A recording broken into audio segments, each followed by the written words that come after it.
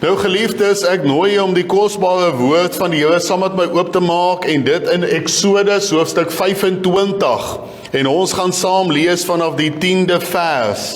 Nou ek glo en vertrou dat u nou al teen hierdie tyd weet wat is die tabernakel. Dit was 'n struktuur gewees met wit omheining en wat paaltjies gehad het.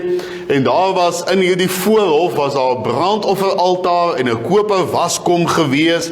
En dan was daar 'n tent in hierdie struktuur gewees en dit staan bekend as die heiligdom en die allerheiligste. In die heiligdom was daar die tafel met die brode gewees en daar was ook die goue kandelaar wat lig gegee het en daar was ook die reukofferaltaar gewees. En dan was daar 'n gordyn gewees en as 'n mens deur hierdie gordyn sou beweeg, dan kom 'n mens by die allerheiligste en daar was net een meublement daar binne gewees en dit is die ark van God wat daar gestaan het. Maar die hele doel, die geestelike doel en die doel ook van die tabernakel in die Ou Testament en vandag is, God het gesê, ek wil onder julle woon. Dis die belangrikste, God wil onder ons woon. En so gaan ons vandag ook dan kyk na die boodskap verder, soos wat die Here op my hart gelê het. Wat kan ons vandag leer? Nou vandag gaan ons in die allerheiligste in, daar waar net die hoëpriester kon ingaan. So ek hoop julle is opgewonde vandag, om daarin te beweeg waar gewone mense nooit kon in beweeg het nie. Selfs die volk Israel, die gewone mense nooit kon in beweeg nie.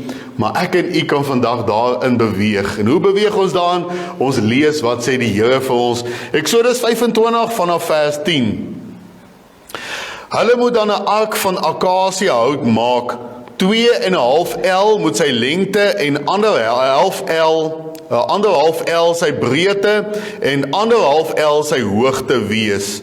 Nou ek wil net weer sê, L is min of meer van jou elmboog tot by jou vinger, so min of meer, kom ons sê half meter kan jy opwerk, as jy nou daai getalle wil uitwerk. Vers 11, en jy moet dit oortrek met suiwer goud, van binne en van buite moet jy dit oortrek, en jy moet daaraan 'n goue kraans maak rondom, en giet daarvoor 4 goue ringe, en sit dit aan sy 4 voete vas, sodat 2 ringe aan die een kant, en 2 ringe aan die ander kant is. En maak draaghoute van akasiëhout, en trek dit oor met goud. En steek die draaghoute in die ringe aan weerskante van die ark, om die ark daarmee te dra. Die draaghoute moet in die ringe van die ark bly. Hulle mag daar nie uit weggeneem word nie. Daarna moet jy in die ark die getuienis sit, wat ek aan jou sal gee. Maak ook 'n versoendeksel van suiwer goud. 2,5 L moet sy lengte en 1,5 L sy breedte wees. Maak ook 2 gerubs van goud. Van drywerk moet jy hulle maak aan die 2 ente van die versoendeksel. Maak 1 gerub, nou ek wil net sê kinders, gerub is 'n engel, né, met vlerke. Goed. En maak 1 gerub aan die een end en 1 gerub aan die ander end. Uit 1 stuk, saam met die versoendeksel, moet julle die gerubs maak aan die 2 ente. En die gerubs moet die vlerke boontoe uitgesprei hou, terwyl hulle met hul vlerke die versoendeksel beskit, en hulle aangesigte moet na mekaar toe wees. Die gesigte van die gerubs moet op die versoendeksel gerig wees. En sit die versoendeksel bo op die ark, maar in die ark moet jy die getuienis neerlê, wat ek aan jou sal gee. En daar sal ek met jou saamkom en van die versoendeksel af, tussen die 2 gerubs uit wat op die ark van die getuienis is, sal ek jou alles sê, wat ek jou vir die kinders van Israel sal beveel. Net tot sover uit die woord van die Here. Nou jy kan net so sit, dan vra ons die Here se seën op die oordeenking van sy woord.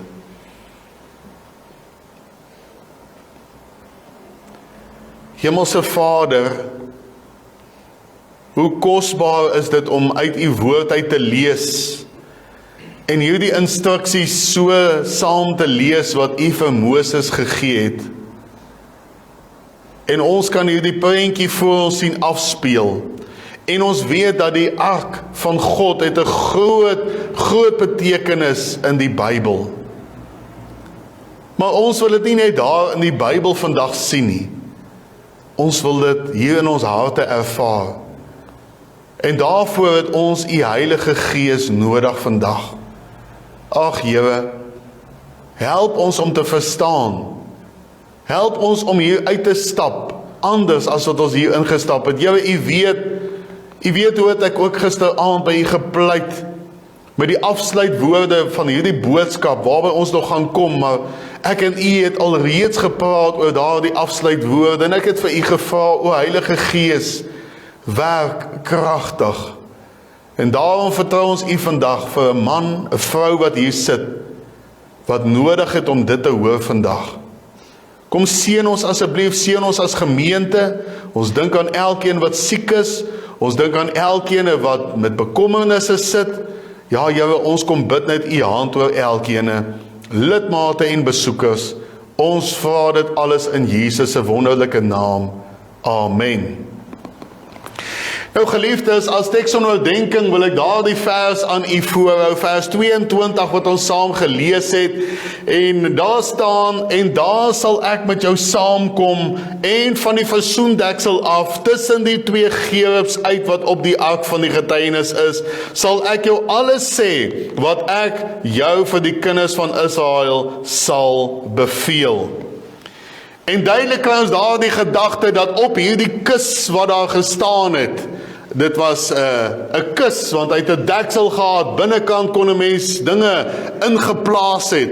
En op hierdie deksel was daar hierdie twee engele met vlerke gewees, en tussen hierdie twee engele het God gesit.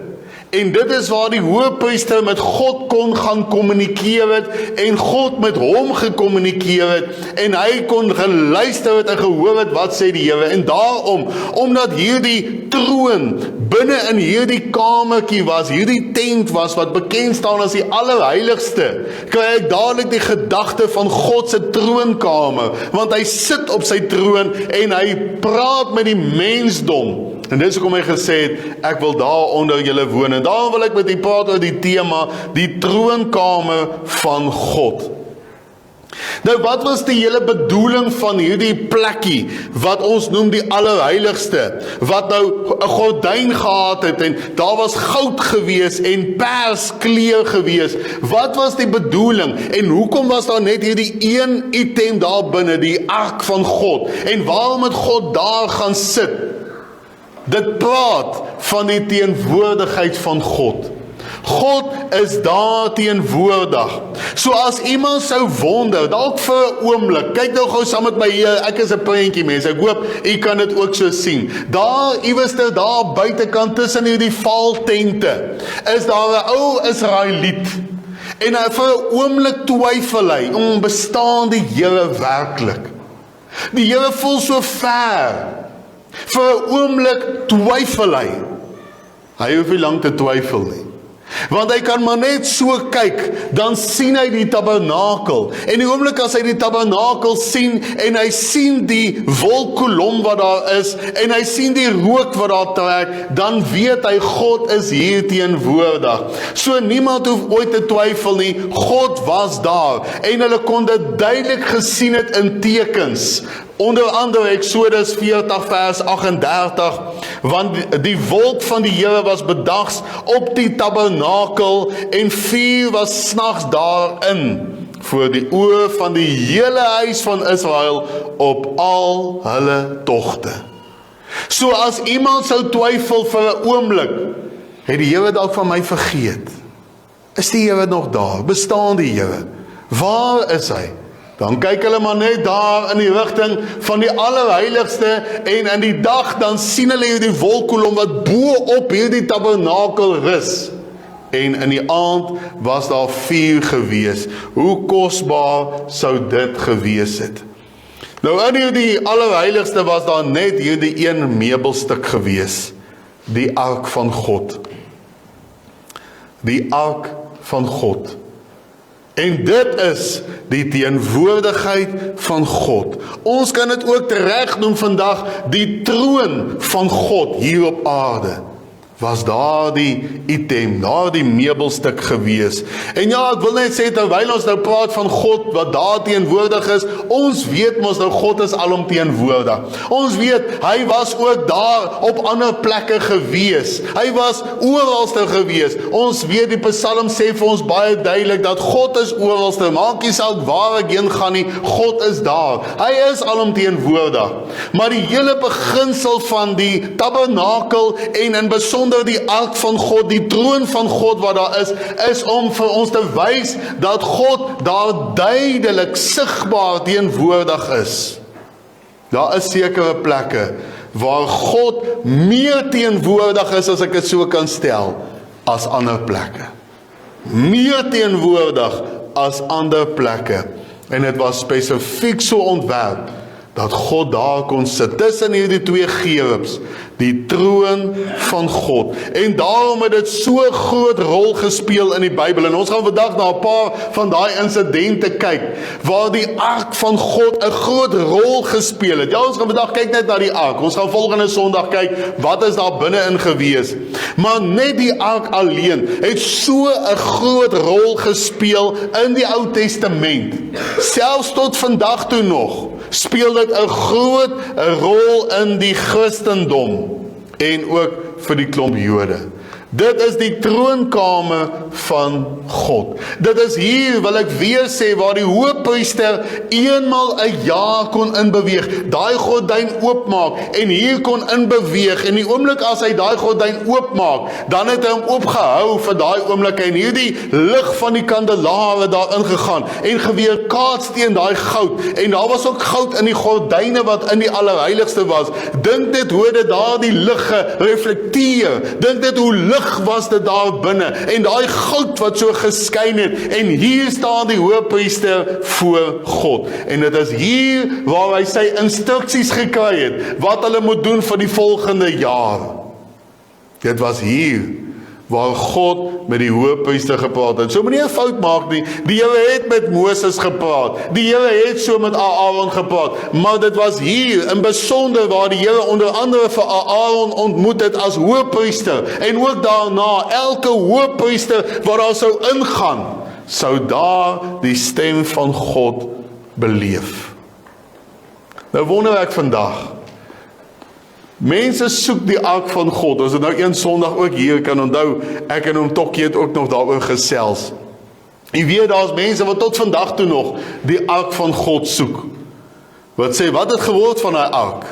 Iewers het hy weggeraak. Nou, daar is baie videoetjies op YouTube en so waar hulle nou beweer waar die ark van God is ensovoorts. Maar kom ek vertel vir u, as u die ark van God soek vandag, hoef u nie ver te gaan kyk nie.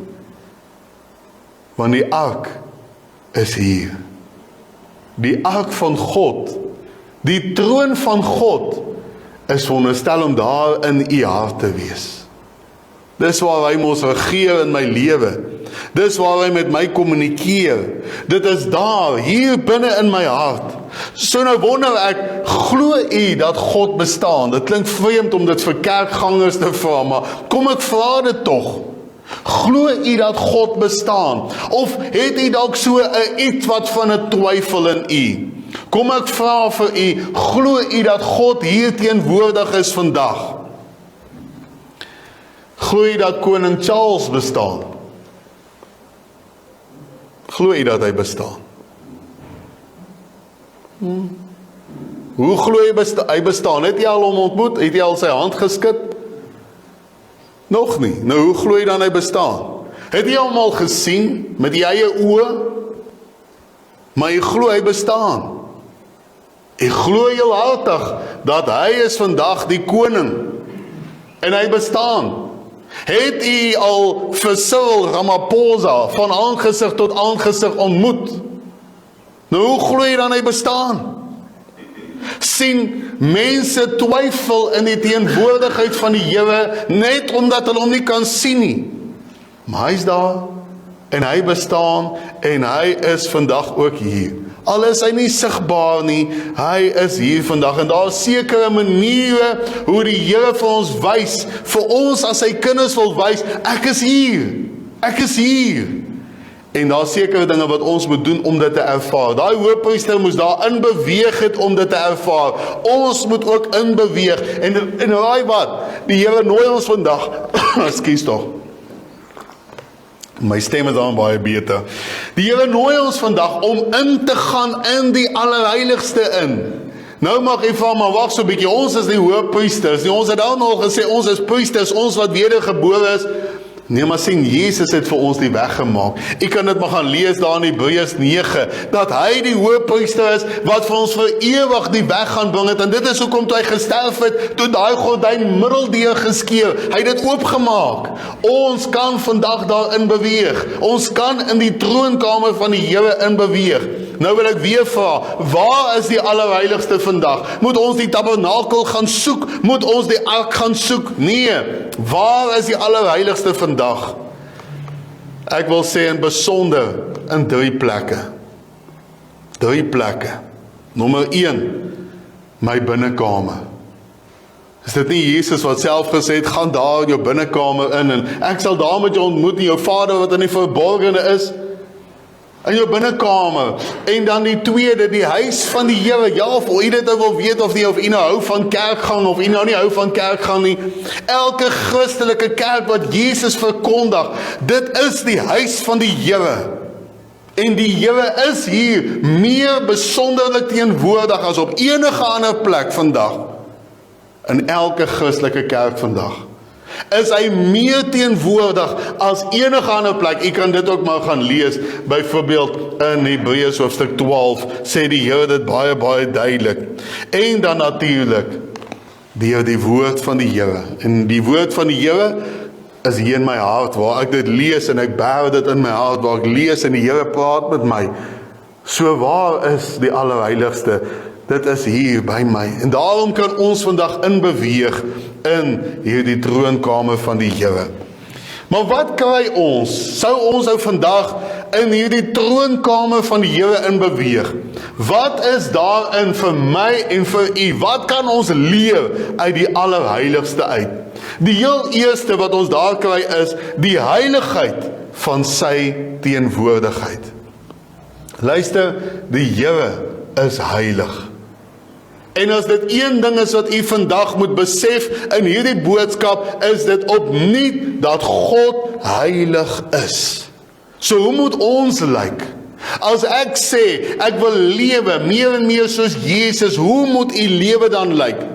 Meer en meer heilig. Want God is heilig. 1 Kronieke 15 vers 12, en aan hulle gesê, julle is hoofde van families van die Lewiete, heilig julle en jul broers, en bring die ark van die Here, die God van Israel, op na die plek wat ek daarvoor reg gemaak het.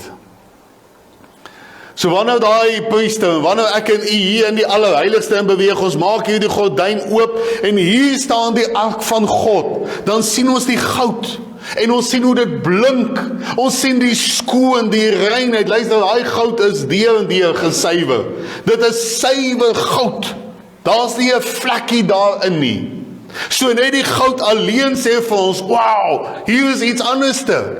Net die goud alleen sê vir ons, dis skoon, dis heilig. En dan ook God wat daar is. En dan, om daarin te gaan, soos ek gesê het, kon net die hoofpriester daarin beweeg het. In hierdie plek wat afgesonder is, want daar was 'n gordyn wat gekeer het. Kon nie sommer net daar ingaan nie. Net die hoofpriester kon daar ingaan, want God is heilig. En daar kon die hoofpriester ingegaan het. En weet jy, op 'n stadium was al mense wat dit nie gerespekteer het nie.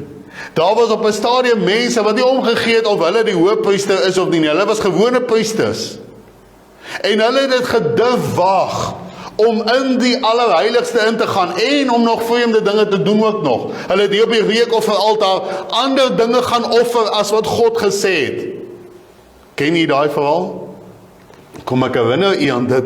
Levitikus 10 vers 1 tot 2, en die seuns van Aaron. So Aaron was op daai stadium die hoofpriester, hy het 2 seuns gehad, hulle was ook priesters natuurlik, Nadab en Abihu. het elkeen sy vuurpan geneem en vuur daarin gegooi en reukwerk daarop gesit en vreemde vuur voor die aangesig van die Here gebring, wat hy hulle nie beveel het nie. Daarop het daar vuur van die aangesig van die Here uitgegaan en hulle verteer, en hulle het gesterwe voor die aangesig van die Here. So wat leer ons daaruit? Vergeet nou of hulle nou priester was of hoofpriester, wat leer ons vandag daaruit?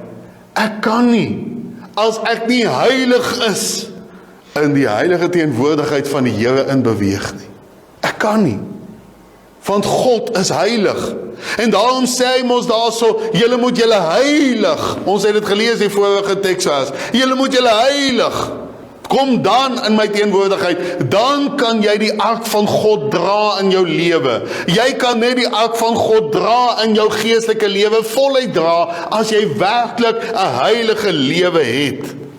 Die ark was heilig, omdat dit die troon van God was. En ek sê weer, as iemand dit sou waag, om selfs net daarna te kyk, en hulle was nie heilig nie, dan het hulle gesterwe. Nadab en Abihu, en daar was nog mense.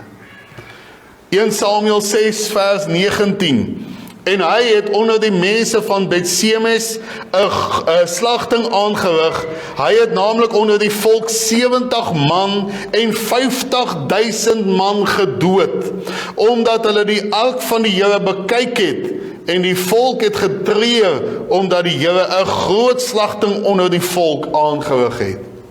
50.000 mense op een slag dood, net omdat hulle gekyk het na die ark, en hulle was nie heilig nie. So ek wil vandag vir u vra, die ark is hier. U kan die ark van God, en luister, die ark van God is iets anders, dit is iets fenomenaal, en ek dink dis hoekom mense dit tot vandag toe nog soek. Hulle dink daai ark het krag, maar dis nie die ark wat krag het nie. Dit is God wat daar was, sy troon. Dit is hy wat die krag gebring het. En daarom, en ons gaan ook nou nog kyk, selfs toe die Filistyne die ark gesteel het, toe dit nie met hulle goed gegaan nie, want dit hoort nie by hulle nie, maar dit behoort by u. Die ark van God is vandag daar, u kan dit saamdra in u lewe. Wil u die ark van God hê? Wil u daai besondere teenwoordigheid, kom ons sê, die troon van God saamdra in u lewe? Dan moet u smag na 'n heilige lewe. Pas op dat u nie 'n Nadab en 'n Abihu is nie. Pas op dat u nie daai mense is wat kyk na die ark, u staan hier so op 'n afstand en u lewe dalk 'n Christelike lewe, maar u is nie daar waar God u wil hê nie, u is nie heilig nie. Pas op. So die ark van God is daar in die binnekamer, en dit is ook vandag hier, u kan dit saam dra, want God woon mos in u hart. Maar nou wil ek ook vra, hoe lyk daai ark wat daar in u hart staan? Sien gou u hart, u geestelike lewe, nee, ons praat van hart, maar ons nou nie van hierdie spier nie, ons praat van die geestelike lewe. So, dink gou aan die eie geestelike lewe, want ek kan nie daaraan kyk nie, gelukkig of ongelukkig nie kan ek nie. So, kyk gou na die eie geestelike lewe, dink gou aan die eie geestelike lewe, net vir 2 sekondes. Vat nou die heilige ark van God en plaas dit gou in u geestelike lewe. Hierdie suiwer goud ark, plaas dit vir 'n oomblik in u geestelike lewe. Hoe lyk die omgewing waarin daai ark staan? Is dit skoon? Is dit heilig? Of kort daar werk? Dan weet jy wat om te doen. En raai wat? U kan heilig word vandag. Net soos wat daai priesters in hierdie vaalwoestyn, hierdie tent opgeslaan het, en dit daar met goud oorgetrek het, ensovoorts, net soos wat hulle in die vaalwoestyn, hierdie pragt daar kon stel, net so kan jy in die vaal geestelike lewe ook vandag, die tabernakel opreg oprig, met die ark daar binne. Maar weer eens, pas op, hoe u die troon van God nader, selfs in die binnekamer. Help nie, gaan daar in die troon van God, die troonkamer in, en u weet, u sit met doelbewuste sonde in die lewe nie. Maar dan ook, ons praat van die troon, so kom ons gaan ons volgende gedagte toe, die troon van sy teenwoordigheid. Die troon. Eksodus 25 vers 22, en daar sal ek met jou saamkom en van die versoendeksel af, tussen die twee gerubs uit wat op die ark van die getuienis is, sal ek jou alles sê, wat ek jou vir die kinders van Israel sal beveel. Tussen hierdie twee gerubs was die sitplek van God die Almagtige. Die sitplek van die Here. En dit is daar waar hy geheers het van hierdie versoendeksel af, daar het hy gesit en hy het vir die hoëpriester vertel wat moet hy doen. Dit is daar waar hy homself geopenbaar het. En dit is interessant, en ek gaan dit nog vir u wys in die volgende Sondag. As 'n mens nou gaan kyk na hoe die stamme, die 12 stamme, hulle self, hulle tente moes opslaan, dan sê die woord spesifiek, na die ooste kant toe moet daai stam, na die weste kant toe moet daai stam, en as 'n mens dit nou gaan kyk hoe hulle dit opgeslaan het, is dit presies in 'n kruis. Maar daar waar hierdie kruis gevorm word, daar is waar die tabernakel gestaan het. En jy weet, ons het gesê, die tabernakel se meubels maak ook 'n kruis uit. So wat sê dit vir ons? Die ark was presies, as u dit gaan meet, as u nou 'n ligfoto sou neem, meer as 2000 jaar terug, of daar die Ou Testamentiese tyd, as u nou daar 'n ligfoto sou neem van hierdie tente wat opgeslaan is, en die tabernakel, dan sal die ark van God presies in die middel gestaan het van daai kruis. Dit is die hart van alles. Dis waar God is. Hy is die senter. En so wil hy ook die senter van jou lewe wees. En nou wil ek vandag van u vra, nou jy mag nou vra, wat het dit met my te doen? Sien weer eens u hart, u geestelike lewe. Is die Here vandag op die troon van u lewe? Of is u ook maar daar? U weet, dis heiligmaking. As jy al ooit gewonder het, wat is heiligmaking? Heiligmaking is, sit ek op die troon, of sit God op die troon? En dit klink vreemd, dit klink verskriklik om te sê dat ons God afval van die troon af, maar glo my, ons doen dit. As die Here vir my sê, my kind, jy moet dit en dit doen, en ek is ongehoorsaam, en ek volg my eie kop, wat doen ek dan? Ek haal die Here af van die troon af. Ek luister nie na hom nie. En ek gaan sit op die troon en sê, maar ek weet beter, me, myself and I. En as baie mense, kom ek sê, baie van ons, wat dit doen. So ek vra weer, is die Here die senter in jou lewe, werklik die senterpunt van jou lewe? Draai alles, nie net sondagoggend en sondaand nie, draai elke dag om die Here God, of nie? Dit spreek van sy beheer in my lewe, die troonposisie wat daar moet wees, en ek moet net sê, Here praat, stuur my waar ook al u wil, ek gaan Here. Gebruik my Here, dit is heiligmaking. Hier is ek Here, onvoorwaardelik. Gaan nie sê, Here, as u my help, dan sal ek nou dit nie. Here, hier is ek, gebruik my, wat ook al. Dit is om die Here op die troon van my lewe te hê. Ek meen, stel jouself gou voor. Sê nou maar, hier is nou 'n werklike koning. Kom ons sê nou maar, koning Dawid byvoorbeeld. Ons almal hou van koning Dawid. Koning Dawid sou hier gesit het. Dink jy gaan nou met hom redeneer en vir hom sê, luister, man, jy weet nou nie eintlik lekker wat hier aangaan nie. Wat gaan gebeur? Ek gaan net sê, vat daai ene, laat hy gaan. Ek gaan jou dalk nog my slingervel ook sommer gooi.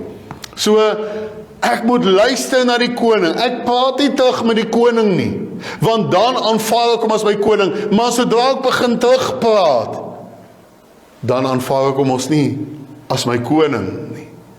Is net so met die Here ook. Ek moet nie terugpraat nie. As die Here vir my sê, luister, los hy ding, dan los ek hom. As ek kom met verskonings en redes en al daardie dinge, dan aanvaar ek dalk nie die Here op die troon van my lewe nie. En wat leer Petrus ons? 1 Petrus 5 vers 6 sê, verneder julle. Nou daai verneder is, los alles, en buig laag voor die Here, verneder julle dan onder die kragtige hand van God, sodat hy julle kan verhoog op die regte tyd. Ja, as ek die Here op die troon van my lewe plaas elke dag, glo my, hy gaan my ook optel. ek gaan sy tweede in bevel wees, as ek dit so kan stel. Maar dan moet ek hom werklik op die troon van my lewe plaas. En dan genadiglik is daar nog 'n gedagte. Die beweging van sy teenwoordigheid. 1 Kronieke 13 vers 14, en die ark van God het by die huis van Obed-Edom in sy huis gebly 3 maande lank, en die Here het die huis van Obed-Edom geseën met alles wat hy gehad het. Hoe kosbaar is dit? En daarom sê ek, dit is iets besonderlik as u vandag hier uitstap, of voor u uitstap om te sê, Here, ek wil u ark in my lewe hê, ek wil u besondere, heilige teenwoordigheid in my lewe hê. Glo my vandag as ek vir u sê, u sal 'n geseënde lewe hê. Ek is nie soos daai pastore wat sê, man, doen dit hierdie en dit sal met jou goed gaan, jy weet daai prosperity gospel. Nee, ek sê daar nie. Maar hier is nou wel vir iets, want dit kom uit die mond van die Here uit. Kyk daar waar die ark gestaan het, was dit geseënd gewees. So as u vandag sê, ek wil die besondere, heilige teenwoordigheid van die Here in my lewe hê, ek gee my alles vir hom, dan sal u geseënd wees. Die ark. Nou ja, die ark het ook beweeg van plek tot plek, soos ons al gesien het. Daar was draaghoute vir die brandofferaltaar, vir die koperwaskom ensovoorts, en net so ook vir die ark van God. Maar het is interessant dat die Here spesifiek sê, dat hierdie draaghoute mag nooit uitgehaal word nie. Dit moet altyd daarin bly. Gereed, sal ek sê. Altyd gereed. Nie nog op soek nou, waar het jy die draaghout gesit? Piet, waar het jy hom nou gebêre nie? Nee, dis altyd daar. As hierdie ark gedra moet word, is dit reg om te dra. Vat hom net en gaan. En hy was van plek tot plek gedra, want onthou, hulle het ook die tabernakel mos geskuif. Sekere tye het hulle vir 3 jaar op 'n plek gebly, 5 jaar op 'n plek gebly, vir 40 jaar in die woestyn, en selfs ook in die land Kanaan toe hulle daar was. Hulle het hierdie tente opgeslaan, en hulle het daarin die ark van God gedra, tot in die allerheiligste. Maar nou, baie belangrik, wie mag hierdie ark gedra het? Die woord sê vir ons, net die priesters, toegewyde leviete, mag die ark van God gedra het. En is 'n besonder dat die Here sê, nie net sommer enige iemand nie, nie net sommer enige priester nie, maar die wat geheilig is. Heilig julle, en dra dan die ark van God, daar waar julle hom wil hê. En julle weet, daar was 'n tragiese voorval in die Bybel, en daai verhaal maak eintlik nie baie keer vir my sin nie, want jy weet, hierdie man het net goed bedoel. Hy het regtig net goed bedoel. Ek dink van jy weet waarvan ek praat. Hy het goed bedoel, en hy sterf. Wie is dit? Julle onthou, op 'n stadium was die ark gesteel deur die Filistyne, en hulle kry die ark van die Here terug. Die Filistyne sê, asseblief vat die ark, want dit gaan sleg met ons. Asseblief vat dit hierdie ark terug. En hulle reël dat dit terug moet kom in die stad van Dawid. En hulle het dit nie gedra nie. Dit is fout nommer 1. Hulle het dit nie gedra nie, want die Here sê dit moet leviete wees wat hom moet dra. Nee, hulle besluit, kom ons sit hom net so op 'n ossewa, man, dit is baie makliker. En hulle sit hom op 'n ossewa, en net hier voor die stad, toe val hy daar in modder, en hy lê so, en hier wil die ark afskuif, en hy wil afval. En wat gebeur toe? 2 Samuel 6 vers 6 tot 7. En toe hulle by die dorsvloer van Nagon kom, het Usa sy hand uitgestrek na die ark van God en het vasgehou, want die osse het gestruikel. So kom ons stop dit gou daar. So, hierdie man bedoel goed, ek wil nie hê die ark moet afval nie. Maar hy was nie 'n geheiligde persoon nie. Was nie 'n leviet nie. Hy was ongehoorsaam aan wat die Here gesê het. So hy moes maar net die ark gelos het. Kom ons lees verder. Daarop het die toorn van die Here teen Usa ontvlam, en God het hom daar getref oor die vergryp, sodat hy by die ark van God gesterf het. So dalk gaan dit nie goed met u in die lewe nie, omdat u dalk met vuil hande aan die ark van God vat. Die Here is heilig.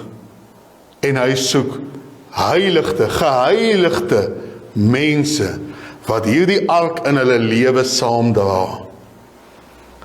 So nou vra ek vir u vanoggend, dra u die teenwoordigheid van die Here, die Almagtige, die God van, die skepper van hemel en aarde, dra u hom met rein hande of nie? Aan die ander kant wil ek u bemoedig, as u dit doen, en dit is moontlik dat u dit vandag sommer hier doen, en sê, Here, ek is so jammer, my hande is vuil, asseblief vergewe my. Dit is wat Jesus ons gedoen het. Hy het dit moontlik gemaak dat u nou kan rein hande hê, in hierdie oomblik, en rein hart, rein gewete. En dan kan u die ark, die teenwoordigheid van die Here saamdra, maandag, dinsdag, woensdag, maar raai wat? As u dit het, dan kan u in hierdie week ingaan, al verlaat u die huis van die Here vandag, kan u na die werk toe gaan, met die wete, God is in sy volle teenwoordigheid saam met u. Want die ark kon rondgedra word, so die teenwoordigheid van die Here, daai besondere teenwoordigheid van die Here in u lewe, kan saam beweeg saam met u. Die draaghoute is altyd daarin.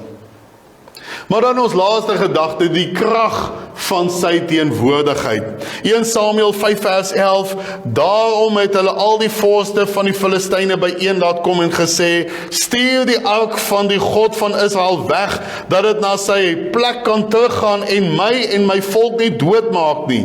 Want daar het 'n dodelike verwarring in die hele stad gekom, die hand van God was daar baie swaar. Nou ek het nou vir julle vertel, die Filistyne steel die ark, en hulle het sekerlik gedink, man, nou het ons dit, lekker suiwer goud, en nou het ons hierdie ding wat so belangrik is vir die Israeliete, ons het dit. En wat gebeur toe? Jy lees dit daar. Hulle sê nie, vat die ding terug, gaan nie met ons goed nie, vat dit terug, want sien, hulle was nie die mense wat dit in hulle lewe moes gehaat het nie.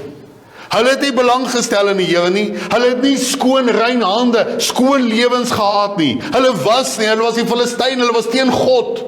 So die ark hoort nie by hulle nie. En daarom wil hulle dit terugstuur. En het is interessant dat die ark en oorlog het hand aan hand geloop met mekaar. Dit was juis in hierdie keer waar die Israeliete verloor het, omdat hulle die ark van God verloor het, omdat hulle nie belang gestel het meer in die Here nie, en die Here het dit so beplan, dat dit van hulle af weggeneem moet word, totdat hulle agterkom, wat mis hulle in die lewe? God se teenwoordigheid. So as daar kwaad naby gekom het, naby die ark, die teenwoordigheid van God, dan het God met hulle afgereken.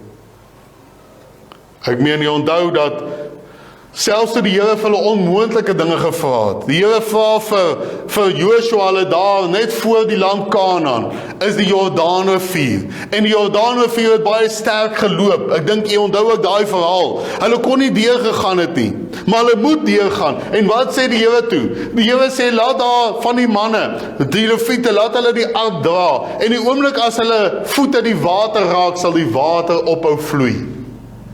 En die hele volk het daar droog deurgeloop. Was nie net by Rooisee nie, was ook daar by die Jordaan. Waar hulle droogvoet deurgeloop het, terwyl die priesters daar gestaan het met die ark van God, sodat dit 'n kragtige uitwerking gehad. Dit het hulle omstandighede, hulle onmoontlike verander. Die ark van God. U kan dit gaan lees daar in Josua 3 vers 6, hoe dat hy daarso vir die Josua vir die volk sê, neem die verbondsark op en trek voor die volk uit. En dit het net so gebeur. En jy onthou toe hulle nou daar in die land Kanaan ingekom het, toe was daar 'n groot stad wat hulle moes aanvat, die stad Jericho, wat nog nooit oorwin is nie. 'n sterk weermag. En jy onthou die verhaal, hoe dat hulle daar die mure laat platval het ensovoorts, alles wat daar gebeur het, maar sien ons vergeet baie keer, dit was nou nie net die kruike en die trompette wat hulle geblaas het en so nie, dit was omdat die ark van die Here daar was. Die ark moes 7 dae lank, moes hulle dit gedra het om daar die stad Jericho. Vir 7 dae lank moes die ark van God gedra word om hierdie stad, 7 dae lank. En toe kom die oorwinning. So die teenwoordigheid van die Here, die ark, die troon van God, het 'n kragtige uitwerking. Dit kan selfs u vyande, dit kan selfs u vyande in u lewe uitsorteer. So as jy vandag met skoon hande God as by wyse van spreke ronddra saam in jou lewe, die ark van God, die troon van God saam ronddra, dan kan u vandag weet, die bose sal nie kan standhou nie. As die besondere teenwoordigheid van die Here in jou lewe is, daar gaan aanslag kom, ja, daar gaan moeilike omstandighede kom, maar die Here sal dit oorwin. Die Here gee vir ons 'n baie mooi teksvers, 2 Tessalonisense 3 vers 3, maar die Here is getrou, hy sal julle versterk en bewaar van die bose. So wat moet jy doen? Kry die ark, die besondere teenwoordigheid van die Here. Luister, jy het die Heilige Gees, die dag toe jy gered is, toe jy wedergebore is, het jy die Heilige Gees ontvang. So God is daar in die lewe, as jy wedergebore is, maar om daai besondere teenwoordigheid van die Here te kry, ek wil amper sê om daai oorwinning in die lewe te kry, is nodig dat u uself moet heilig. Sê Here, hier is ek. Ek los al hierdie dinge, ek dien u elke dag. Is u daar om te sê, Here, ek wil u troon in my hart saamdra elke dag. U hoef nie die ark te gaan soek nie. Daar's 'n kragtige ark vir elkeen van u wat God gee, daar in die geestelike lewe.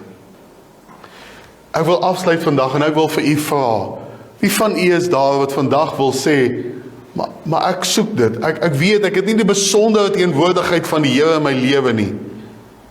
Al die boodskap was vir u vandag, en weet jy, is nooit te laat nie.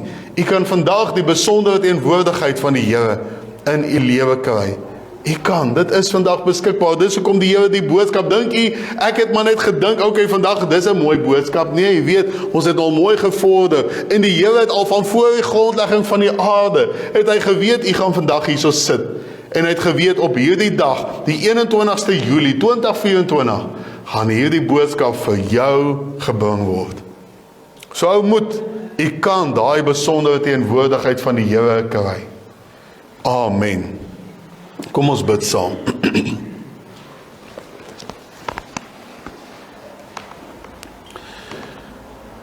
Nou ons almal sluit die oë, niemand kyk nou rond nie, ek doen dit gewoonlik as dit nou 'n evangelie boodskap is, maar ek voel so, en dit is nou die laaste woorde wat ek gisteraand al so met die Here oor gepraat het.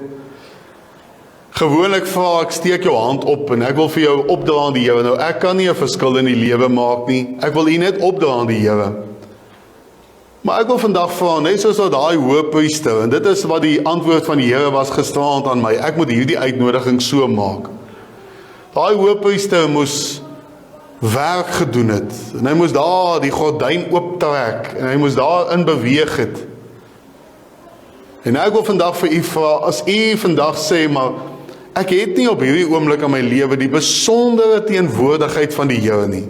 Maak nie saak of dit nou iets verkeerd is wat u gedoen het, en of dit net is, u het dit nie, dan wil ek vir u vra, wil u nie opstaan daar waar u nou sit nie. En u staan op nie voor my nie, maar u staan op voor die Here. Natuurlik gaan ek vir u ook opdra aan die Here. So ek vra vir u, as u daar iemand is, moet nie nou skaam wees nie. Dit gaan nou oor God se uitnodiging. Staan op, ek gee geleentheid. Baie dankie. Sal dalk nog iemand voor ek begin bid? Goed. Hemelse Vader, u sien nou hierdie 3 mense wat nou opstaan, wat sê, Here, hierdie boodskap was vir my gewees. Ag, dalk is daar iemand wat ook maar nog skaam is, wat u verder gaan ontmoet in hierdie dag. Maar wie ook al vandag hierso staan, wat sê, Here, ek het u besondere teenwoordigheid nodig. Ek sien daar is nog iemand wat staan. Ek het u besondere teenwoordigheid nodig. Werk met hulle. Wys vir hulle, wat moet daar gebeur in hulle lewe? dinge wat moet afgelê word dalk, dinge wat opgeneem moet word. Ons kom bid daarvoor. O Heilige Gees, moet hulle nie los nie. Ons weet, U gaan nie, maar ons vra dit. Werk met hulle vandag. Al ons ander, Here, baie dankie, dat ons U in ons lewe kan saamdra. Julle kan maar sit, baie dankie. Hemelse Vader, ja, ek kom bid dan nou so vir ons almal. Dankie vir U werk in ons lewe. Dankie vir dit wat U in ons lewe doen. En dankie dat ons U kan saamdra in ons lewe. Ons bid dit in Jesus se naam. Amen.